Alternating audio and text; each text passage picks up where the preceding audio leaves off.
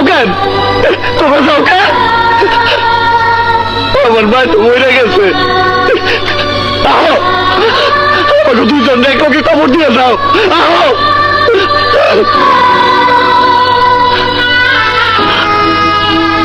তুই আমার লেগা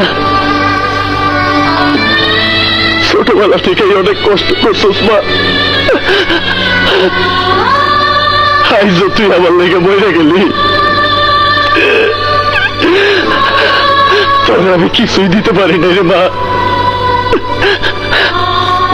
এক মুঠা ভাত পেট ধরে খাওয়াইতে পারি নাই। তুই আমারে মাফ করে দিস মা। তোর এই মৃত্যু আমি কোনোদিন ভুলবো না মা।